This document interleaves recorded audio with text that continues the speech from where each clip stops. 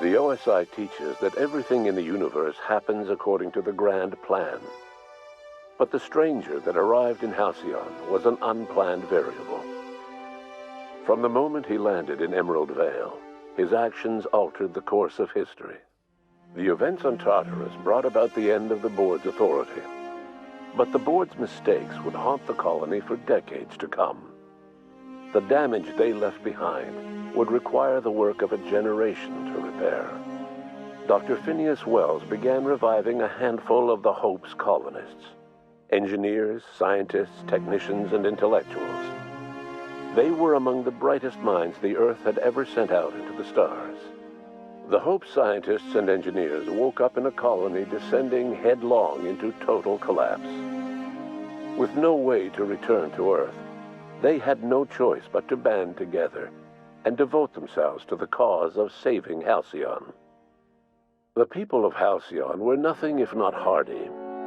In the absence of the board's authority, many of the colony's settlements banded together with a single purpose in mind: survival. Life was especially hard in the years to come. Some towns dissolved by attrition and starvation, but most of them found a way to carry on. In the years to come, Halcyon was forced to reckon with its newfound freedom. The board was gone, and for better or worse, the colony was responsible for its own destiny. Between MSI's worker-centric policies and the iconoclast's manpower, Sanjar and Zora were able to rally many of the Terra 2 townships to their cause. MSI's workforce swelled, and the iconoclasts enjoyed a significant surge in their ranks. The board was too distracted by infighting and internal politics to stop MSI from becoming a powerful corporation and a refuge for townships that might have fallen through the cracks. Adelaide McDevitt replaced Reed Thompson as the leader of Edgewater. She and her followers transformed Edgewater in their image. Anyone loyal to Reed was pressured into leaving town, and those who stayed behind adapted to her way of life. Adelaide transformed the old cannery into a new garden.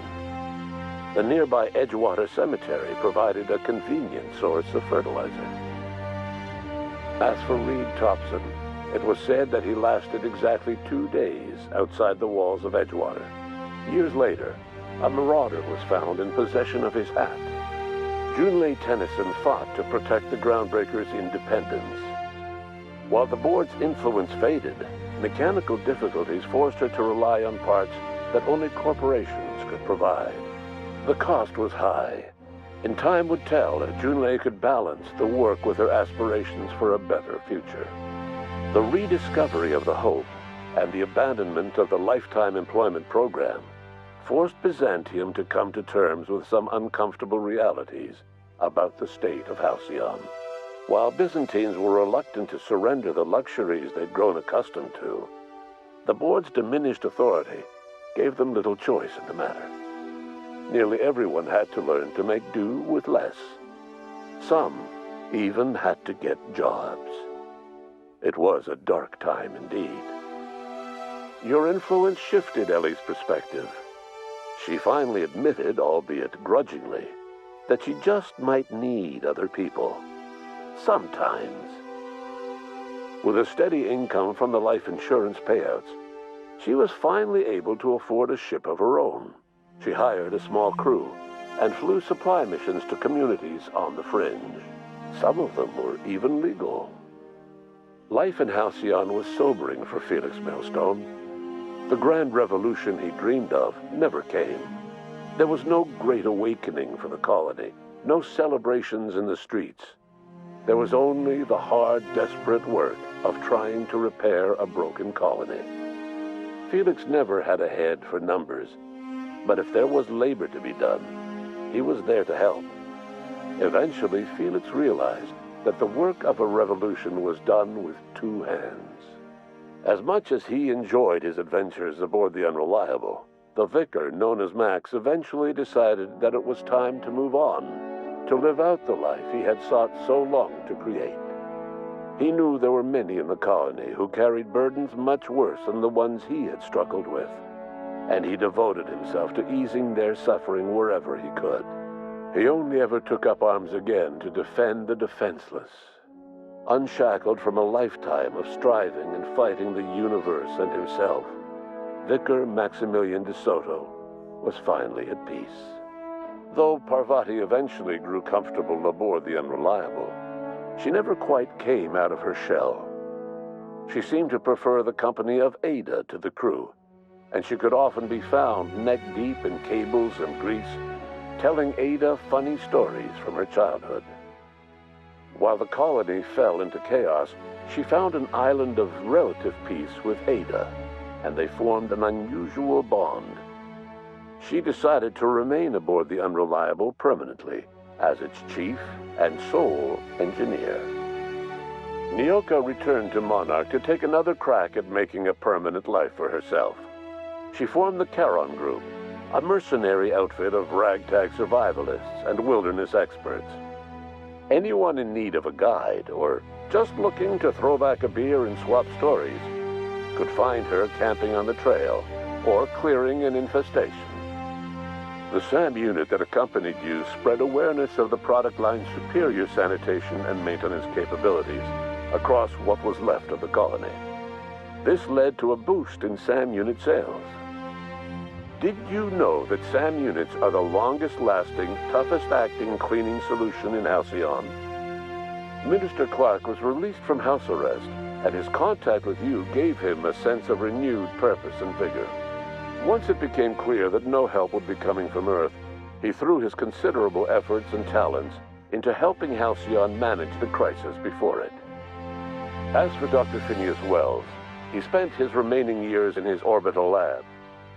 He eventually came to terms with his own past and was able to forgive the mistakes of his younger self by devoting his remaining years to serving the colony. Dr. Wells was able to revive many more scientists and engineers than he first expected, thanks to the additional batch of chemicals you stole from the Ministry. Wells never forgot about the human lives that were lost in acquiring these chemicals. In the end, Dr. Wells was able to save every scientist and engineer aboard the Hope. Over the next decade, nearly all of the Hope's remaining colonists were successfully revived. Halcyon saw a period of rapid technological and scientific advancement. Breakthroughs in dietary supplements saved the colony from starvation. Geoengineering projects and social reforms began to change the structure and character of the colony. Dr. Wells laid the groundwork for the project to save the colony, but he would never live to see the fruits of his labor. He passed away a few years later. His work was carried on by the scientists and engineers he revived. Today, Halcyon has stabilized. The people of the colony work hard to adapt to their new circumstances. Nearby colonies send aid and supplies. Life will never be easy in Halcyon, but for the first time in its history, there exists a sense of real, genuine hope about the future. And what about you, the unplanned variable in the history of Halcyon? Long after Wells passed away, you carried on his work with more energy, determination, and brilliance than he could ever muster. The years that followed were hard, but Halcyon survived by the efforts of the Hope's most promising colonists, the greatest of which was you. No one knows what's happened to Earth, and no one knows what the future has in store for Halcyon. All we know for certain is this: the name of the Unreliable and that of its intrepid captain will remain the subject of countless stories for years to come.